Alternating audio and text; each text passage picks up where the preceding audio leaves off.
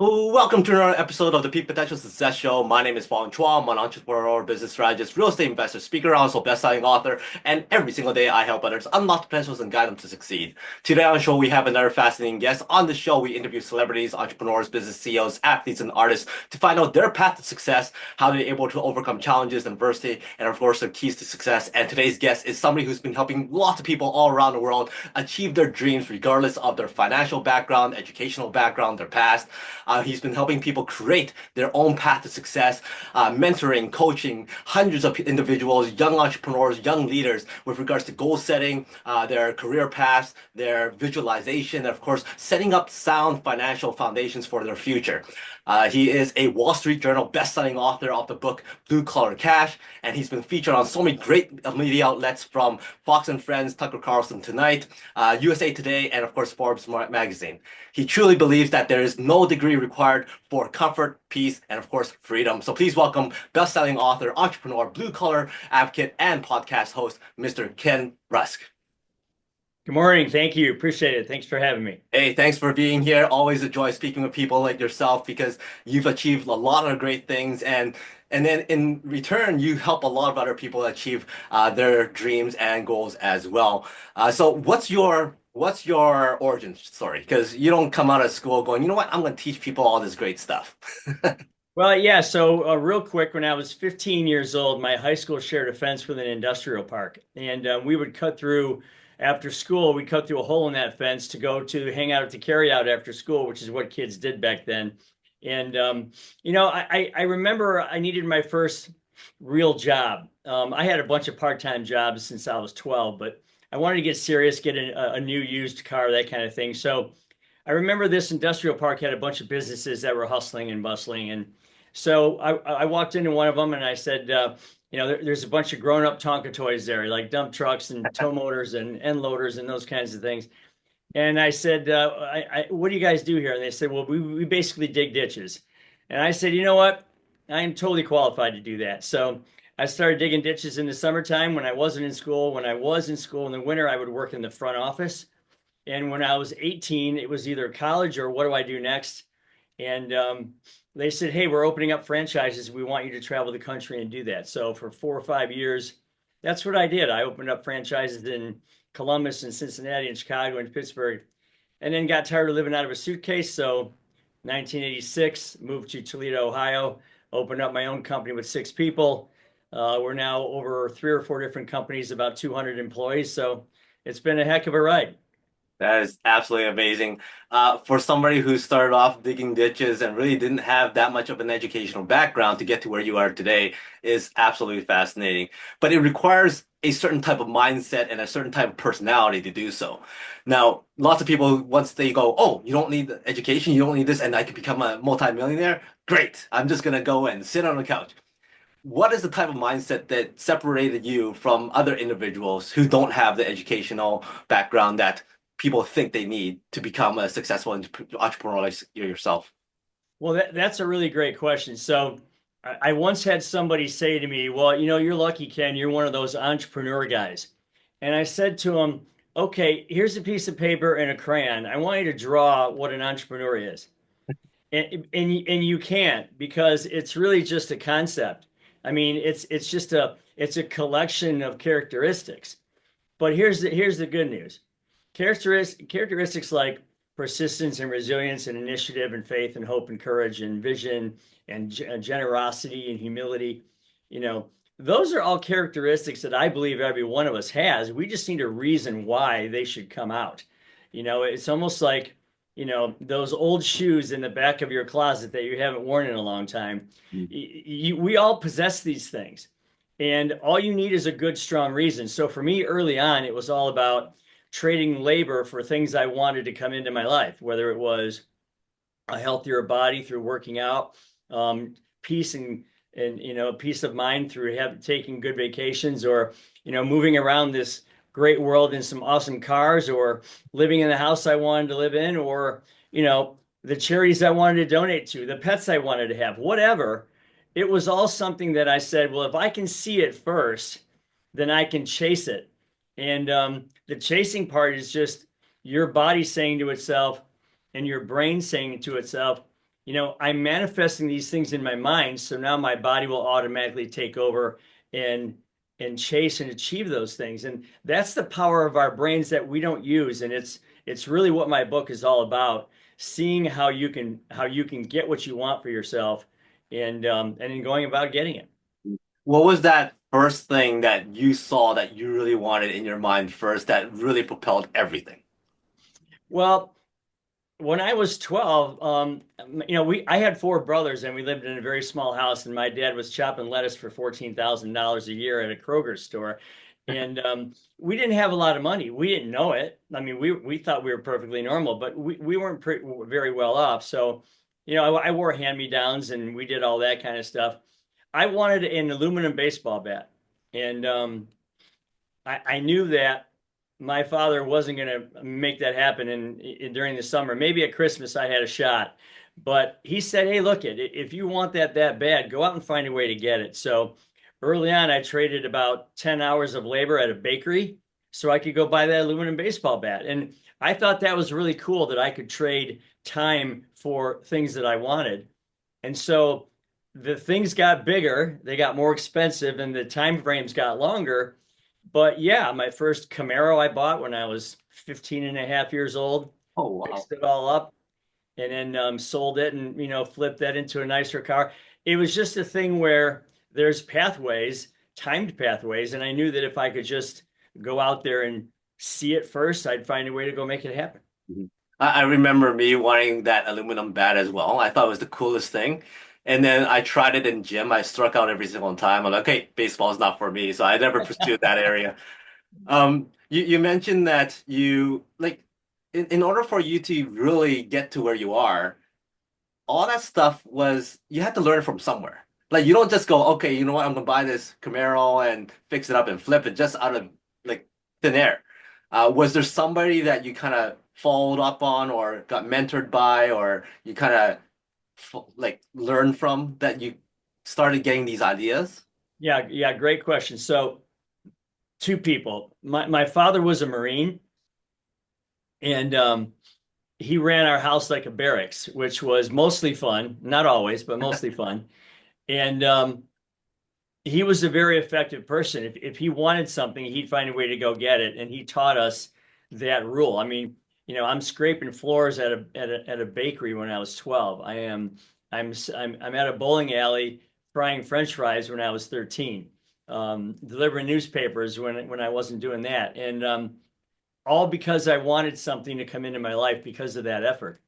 And so he was really good at giving us, not giving us something. In other words, he wasn't good at all at giving us fish. He was great at teaching us how to fish. Okay. And so he was one. The other one was my first boss when I was 15. Um, he lived a really cool life. He was like a player, one of the very first players out there.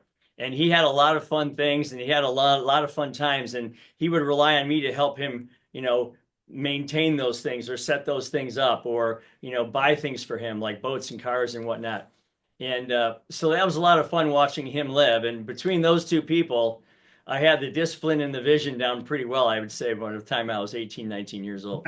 You also got a taste of it too, right? You Oh, got a for taste of sure. going to buy all these big, awesome toys that you didn't get to play on. So, Right.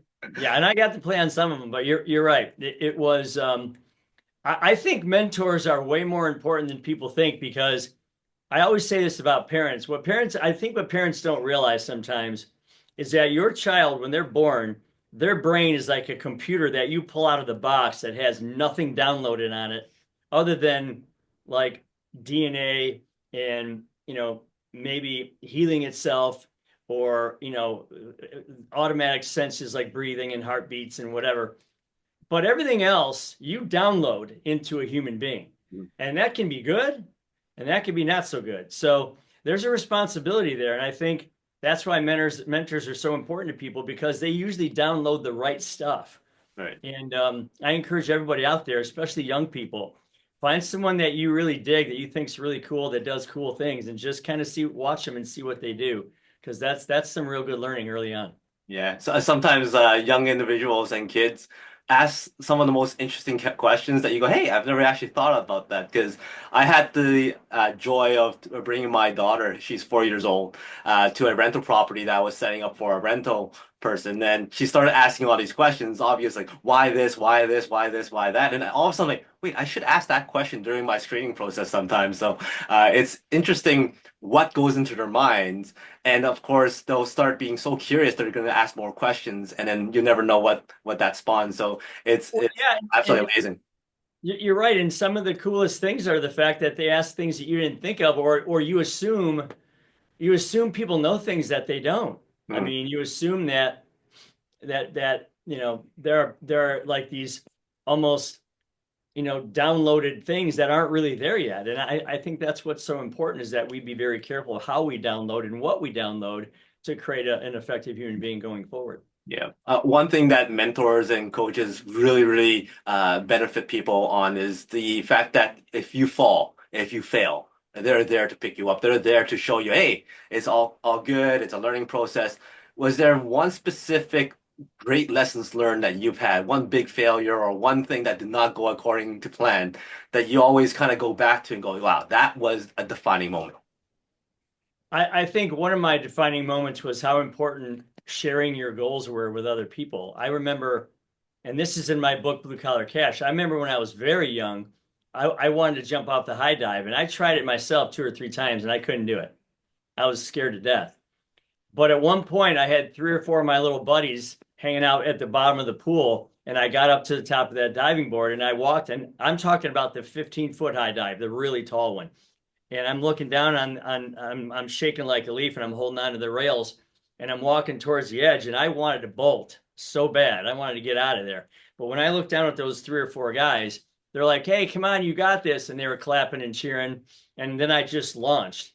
And if it weren't for them, if it weren't for sharing my goals and my fears by default Mm. with these other kids, I don't know that I would have jumped off that high dive. And I have to tell you that, from public speaking, which a lot of people fear, to all these kinds of things early on, you need to share those concerns and feelings and fears with other people because they make up the goals that you actually want sometimes. And they'll help you through it. I think that's a very important lesson. You mentioned public speaking. Was that something that's always been on your mind that you will eventually be doing? Was that something you had to overcome as well? Yeah, because you always wonder, am I saying something that's interesting to people? But then you have to realize, you know, when you every time like you read my bio when we first got on this, every time I hear that bio, I'm like, oh my God, I can't believe all the things that I've been fortunate enough to be involved in. And people want to know, they want advice from guys like myself who have gone down these hardships, who have gone through the rough patches, who have overcome great detriment to make good things happen for themselves. And I think now it's almost incumbent upon people like us, and you're doing it yourself right now, to give information to other people so you can shorten their learning curve and maybe eliminate a few of their heartaches along their pathway to success. So I feel I've been given a gift. I feel like I'm very blessed and very grateful. And I have to share this with other people because, you know, to whom much is given, much is expected. You've heard that before, and I'm an absolute firm believer in that for sure. Now, hard work is one of those things that you are a huge advocate on. It goes a long way where people like could really get ahead of other people because of work ethic. Have you been finding that as generations go on, that ethic changes, or does it kind of stay the same? It's just the people that are not as engaged. Well, there's two dimensions to that. The first side is what I've noticed has changed is we've gone from me boss, you interviewee, you know, I will tell you what you're doing, how you're doing it, when you're doing it. I will tell you why you're doing it and all that kind of stuff. The old style interview where you have to impress me for me to hire you, right? Why should I hire you? Well, that's flipped a little bit because people have so many choices these days that they can look back at the interviewer, meaning me, and say, hey, dude, what's in it for me to work here? Right. And you have to really, couch your ego for a second, and you have to answer that question because They do have a lot of choices, but they are asking the right question. What's in it for me to work in your organization? Well, you better be able to answer that with your culture and your support and your personal goals, your driven like society or atmosphere. You better be able to answer that question. So that's the one side of it. The other side is kids today, they're so comparing or comparisons to everybody else out there through all these social medias and everything. I'm supposed to look like that. I'm supposed to act like that. I'm supposed to wear that makeup. I'm supposed to wear those tennis shoes. It's insane. It's like 24-hour commercials, right? So I want to get people back to who are you? What do you want your life to look like? What's your favorite color? What's your favorite car? What's your favorite vacation? What's your favorite pet? What's your favorite, the way that you want to live? What's your favorite health moment? Your spiritual moment? Your favorite? I mean, all that stuff, right? What if I gave you $100 to give away? Who would you give it to and why?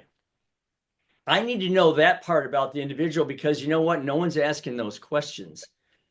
And those are really important questions because I want to hire the whole individual, not just the 8 hours that I get with him or her during the day. I want to know what the 8 hours is like when they go home at night. What are they into? What do they like? What's their hobbies and sports? I want to know those kinds of things so that I can help promote the most positive life for them through their own lens and then help them go get it. And if you do that, you differentiate yourself from 99% of the other employers that are out there. That's very, very true. I mean, lots of people right now there's so many options out there that they want to choose the right employer for them, and the employer wants to choose the right fit for their company as well. So it's very important to have those good questions and really understand the individual. Aside from understanding whether or not they're a hard worker or an ethical person or not, the other thing is really with regards to how they're able to learn, how they're able to absorb information. When you coach people, what are certain things that you look for in an individual that signifies that they are people who are able to absorb information and really apply and implement? Well, uh, there's a big difference. So if I ask somebody a goal that they might have, and someone says, I think I'd like to get a new car. Okay. I think I might. Not very committal, right? But at least they have the car in mind. Versus somebody else that I asked that same question to, I want to get a new Ford F-150 pickup truck. I have it picked out. It's silver. Okay. I want to get the black interior. I'm saving $100 a week for a down payment that I'm going to have in a year, and I'm going to go buy this truck in 18 months. Okay. There's a big difference between those two people. One of them has what I call, I'm kind of copywriting this timed pathway. I see timed pathways as the true meaning of success versus hopes or wishes or dreams or goals, which just kind of lay out there in the world and nothing ever happens. So if you can come up with a timed pathway, then I know you are a problem solver. You are a forward looker. You are a planner. You have goals. You have ambitions. Those are the types of people you want in your organization. That's for sure. Because at the end of the day, and this is always the controversial part when I say this, you want selfish people in your organization. And I don't mean selfish at the detriment of other people. I'm saying you want people that focus on themselves first, meaning what's in it for me to work here? And then I'm going to do such a good job to get those things for me that I'm going to benefit your company in the long run. So I want people to work for themselves first and me second, because I'm always going to win in that scenario. Right, very, very true. I think you mentioned a little bit about this already, but when it comes to goal setting, when you search online and go, hey, how do I become successful, or how do I achieve the things I want to do, and the very first thing that comes to mind or that comes up is set goals. So setting goals is something that everybody knows that you need to do. However, most of those goals never come to fruition. What are some of the main reasons why people don't have their goals reached? You mentioned that it's not clear enough. That timeline is not already in their minds. But even some people who have that in their minds cannot achieve those goals. Why is that?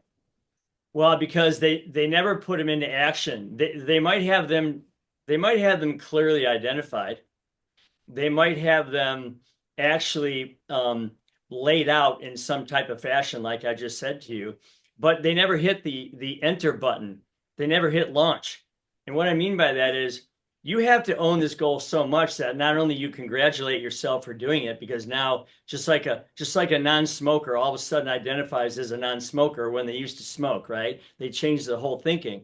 It's the same thing with a goal. If that $50 a week or $100 a week isn't being taken out of your paycheck into an account that you can't touch come hell or high water, then you're still just dreaming. Okay. If these things aren't in action to the point where I can walk up to you in 3 months and say, hey, dude, you're like 1/4 of the way done. Well done. Great job. How much do you have in your account so far? Well, I have $50 a week times, however many 16 weeks or however many weeks that was, 12 weeks, whatever. Okay, great. And you haven't touched it. Nope. And this is still your goal. Yep. So it's the progression of the mentors or the people you share it with. That's very important. It's the accountability of that. It's the public placement of that for all to see, because then you're really committing to these things. The worst thing you can do is set a goal and keep it to yourself, because so many other influences out there are powerful enough to push you along the path to achieving that. And if you just keep it to yourself, it just doesn't happen. I mean, not nearly as much as it does when you really own it and put it out there. Yeah, so very true. I remember trying to do my very first very first video to post online. That was the toughest thing in the world. I procrastinated, push that out, push that out. Oh, this is awful. I'm not gonna post it. I was part of this mastermind, and I got challenged by two, three other people. It goes, okay, let's all do this together and hold each other accountable. I don't want to lose, so I made sure that I had one episode going out every single week and whatnot. And it really helps when you have other people surrounding you to really push you along. When you talk about accountability, how is it best to find close family friends, or is it best to find people who have goals, have their own ambitions, so that you kind of bounce off each other? Well, another great question. So you have to be careful. I taught my course. I have a course called The Path to a Successful Life, and I taught it in a women's prison in Florida. And one of the things that I told them was, you have to be careful who you share your goals with, because there are people out there that don't want you to be successful, that think, oh, that's too risky, or you don't need to do that, or why stick your neck out like that? And the reason is, it's not that they don't want you to be successful. They don't want to see themselves as something less because now you're successful. They don't want you to leave their miserable existence. They want to commiserate with you for the rest of your and their life. So be very careful who you choose. I mean, it might not even be somebody that you know very well. It might not be somebody that's a friend or a family. You have to make sure that they own your goal as much as you do, because it's their hand on your shoulder when you fall, when you trip, when you turn around, when you falter. So I would rather see you find someone that maybe isn't in your inner circle, but really believes in you and will be that person. Because if you came to me right now and said, hey, I have this goal, I respect you, I think you respect me, or I have love for you as a family member or a friend or a coworker or whatever, I really want to hit this and I want to know what you think of it. Just stop talking and let them finish, because the words that come out of their mouth next are going to be telling you for sure whether or not they qualify the honor, which it is an honor, of being that hand on your shoulder. And if someone comes to me and says, I really want to do this, I'm honored for that. And I am for sure, I'm going to challenge them on it. Is this what you really want? And I'm going to keep following up with the progression of that. But that's literally what I do for a living now. I mean, I have 200 employees, and that's literally all I do. Mm-hmm. I was having a conversation about goals right before I hit the button to turn on and talk to you. and it's my favorite thing to do. It's what makes me tick. So yeah, be very careful, because there's some people out there that are pretty powerful that would be in your corner that maybe you're not thinking about right now. Yeah. So very true as well. I mean, and sometimes when you talk about some those people who don't want you to succeed because they don't want to see you achieving more success than they do, but there's also another group that are just fearful. They don't know what they don't know. They want to keep you safe. They hold you back just because that's what they're comfortable with. So lots of those people are close family and friends. How do you navigate through those environments and those situations where they go, "Oh, so what's up?" Do you share everything? Do you kind of tell them what's going on, knowing that you're going to get this backlash? Well, in my book, there's two chapters I want you to read. One of them is called the Someday Club, and one of them is called the Two-Day Club. And it describes exactly what you're saying right now and how to differentiate between the two. So the bottom line is this. You need to be honest with people. You need to say, I'm looking for two or three people that can share my vision for this particular thing. I already have one or two, and I'm looking for two more. Are you willing to be one of these people, and why? Mhm.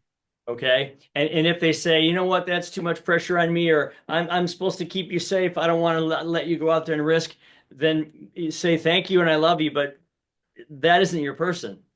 Okay. We are in this world to grow through being uncomfortable. When you were younger and you had growing pains, that was your bones expanding and your ligaments expanding and your body was growing, and sometimes that was painful. That's why they call them growing pains. But anything you do in life, from a mental growth, financial growth, spiritual growth, visual growth, designing life growth, any of those things is going to be a little bit uncomfortable. And you want that, because the more uncomfortable you can overcome, the stronger human being you become in the end. And that's really where you start to bulletproof yourself against, failure and that kind of stuff. Mhm. You've mentioned it a few times, your book, and how many great tips are in there already. What was the process of you deciding to write this book? Well, that's interesting because my daughter, when she was 12, she actually came down with cancer, and for 5 years, her and my mother, her and her mother, my wife Nancy, and I, we were scared to death. I mean, we didn't know what to do. So you're sitting in oncology rooms and waiting rooms and doctors' offices and ultrasound rooms and all that, and you have a lot of time to think. So I just said to myself, what would I pass on to Nicole as far as what she should be chasing in life or what she should be after in life? And I got to tell you, the words comfort, peace, and freedom popped into my head, and I couldn't let go of them. I was seeing them everywhere, like when you see a yellow Volkswagen and then you see them all over the place. I couldn't get rid of these words. So I explored the fact that everyone's version of comfort, peace, and freedom is their own version. We're all going to chase our own perfect nirvana, and it's completely different from everybody else's. So, why wouldn't I share the secrets to first seeing what that nirvana is, and then building timed pathways to going and getting these things? And she was my inspiration for writing the book. I mean, she came through it. She became captain of her golf team. She's had her first baby, our first granddaughter, and life is good. But it sometimes it takes something like that to pull one of those stories out. And I have lots of friends that are entrepreneurs, blue collar entrepreneurs that went through the most horrific, Right. and I mean horrific circumstances to come out the other side as successful people. So I wanted to share their stories and let everybody out there know that you and only you are the one that controls your next step, your next future, your next week, your next month, your next year. So get rid of all the noise and all the societal norms and expectations and go do exactly what the hell it is you want to do. That is awesome, and congratulations on the book and on the successes and all the stories that you're sharing there. And you decide to expand on that and have greater reach with your podcast. And so, what was the progress towards the podcast? Well, the thing about books are when you read them, you tend to read them and then stick them up on the shelf, almost like trophies, right? And then if someone comes to you 6 months later and says, "Hey, what did you learn from that particular book?" Chances are you probably forgot half the stuff that was in that book. So for me, I wanted to make sure that the course that I built and the podcast that I did, I wanted to make sure that um, I could have impact beyond the book itself. So, you buy this thing for $179. It's not one of those $2,000 get rich courses. I'm not that guy. I donate most of the money to charity anyway. but the book and the course come together and they force you to think differently about your life today, this afternoon, like after lunch, not tomorrow, next day, next month. And when you take this course and you read this book, it's only 8 sessions, 40 minutes a session. I guarantee you, you will look at your life in a different way. And you will say to yourself, yeah, why am I giving up all this control to everything else in the world when I know what I want my life to look like? Why am I not focusing more on that and then how to go get it? So that's pretty much where that comes from. Awesome. That sounds very, very interesting. So, people out there, make sure you get his book. Also, connect with Ken and also his podcast. You also help young individuals and young entrepreneurs and leaders with creating that sound financial foundation. Sometimes money is a very difficult conversation for people to have. They don't want to share everything. Don't want to talk about it. What's your advice for young individuals to set up for a comfortable financial future? Well, first off, read the article about if I would give you $1 million or if I'd give you a penny that doubled every day for a month, what would you rather have? Right. Okay. Because it ends up being millions of dollars at the end of 30 days, which is hard to believe. But here's the thing. In your lifetime, from the time you're 21 to the typical age of retirement, let's say around 63, there are 6 7-year increments. Okay, 42 years. Mhm. In that time, your money should double every 7 years if you're doing it properly, right? And you don't have to have crazy returns, just decent normal returns.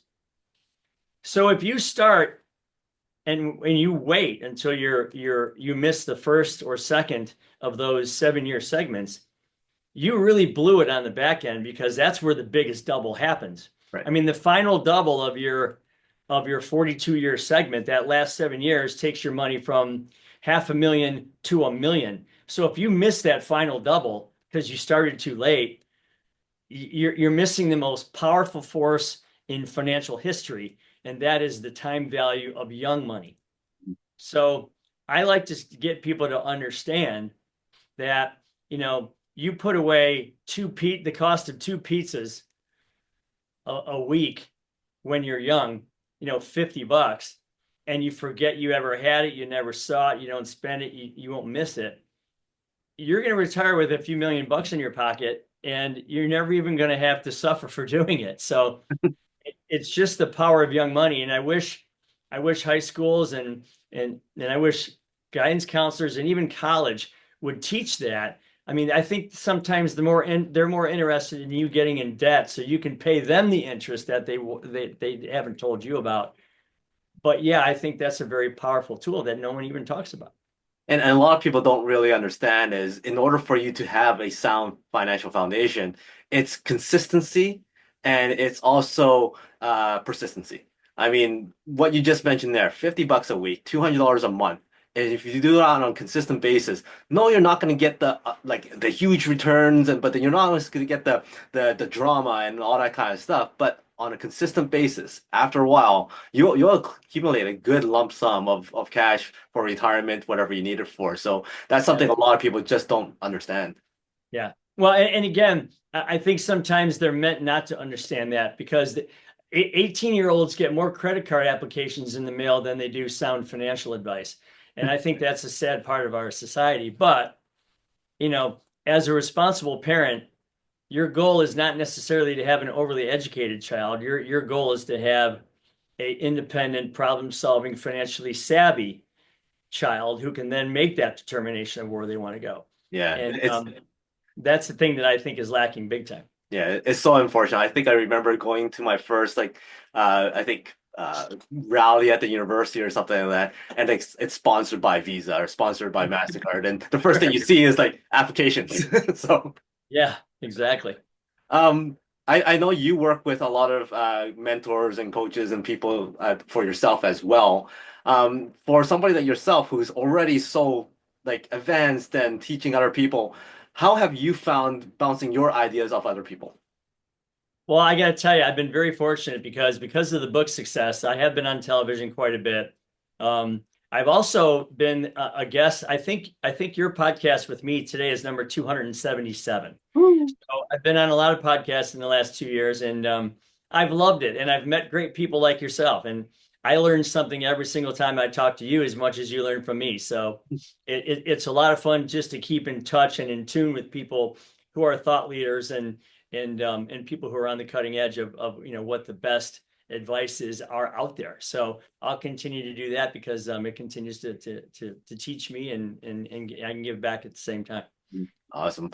You've dropped a lot of great nuggets today. But let's say if we were putting you on the world stage and you have a few minutes to share one last message from Ken. For everybody to remember Ken for, what's that last message? The message is stop listening to society, stop listening to societal norms, stop listening to the expectations, stop listening to the herd mentality, stop listening to the masses who don't have your best interest in mind.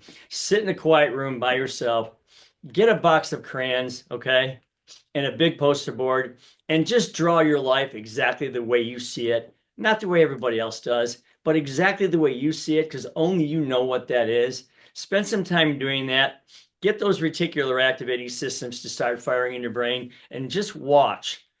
Read my book, get the course, go through that, and just watch how your life transforms. I guarantee you it's going to be one of the most important things you'll ever do. Awesome. Great words to live by. Before I let you go, I got five quick rapid fire questions. Give me the first thing that comes to mind. All Let's do right. it. Rock and roll. All right. So you're stranded on a deserted island, one food to eat for the rest of your life, no consequence. You'll still be in great shape.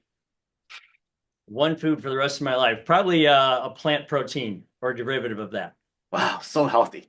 Hollywood calls and goes, "Hey Ken, we love your story. Great inspirational story. We would love to do a biopic of you.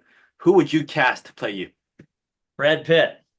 Brad Pitt shows up at your door and goes, "Hey Ken, buddy, I got casted to play you. Let's hang out. Let's get to know each other." And you go, "Hey Brad, no worries. I got the entire night planned out. Let's go." What does that night look like? Oh my God. Well, first we go hit the golf course for a relaxing round of golf. Then we go jump on my boat for the afternoon, come home and probably jump in one of my cars and go out for a nice dinner somewhere, I would guess. Awesome. Well, you got to that dinner place and it's closed. And you go, "Brad, I got this covered. Come back to my place. I'm going to fix you something great." What's that special dish that you prepare? I think I can barbecue chicken and steak like the best of them, so I probably would do that. Awesome. Last question. Give me a number from one to five first. 4. One, two, three, four. So the word is speaker. And I'm going to use this in the context of speakers for sound. So how would you relate speakers to success? How is success like speakers? Well, because they share things. I mean, you got to make noise. You got to be a disruptor. You have to put your stuff out there for people. Don't hold back the talents that you have. If God's given you talents, share them, blast them, put them out there for everyone to hear because they deserve it, you deserve it, and it's what we're supposed to be doing. Awesome work there. So that's how success is like speakers. Thank you very much for your time, your stories, your tips. Any final words from you? And again, how do people get in touch with you? Well, I would have them go to kenrusk.com. They can see the book there. They can see the course there. It's going great. Everyone loves it. I've had like a 90% approval rating on it. Awesome. And then I would say, at Ken Rusk Official is where you can find some of my socials. And we have a lot of fun there just doing interviews and that kind of thing. So yeah, it's all good stuff. Awesome. Well, everybody make sure you connect with Ken. Go to that website, check out his book, check out his podcast. A lot of great content there. And as he says, it's going to be the life-changing content that you're going to need for your life. So very, very excited for everybody to get in touch with you. And of course, it was a great time chatting with you as well. So everybody, Ken, Fong, until next time, today is the day to lock your peak potential. We'll all see you later.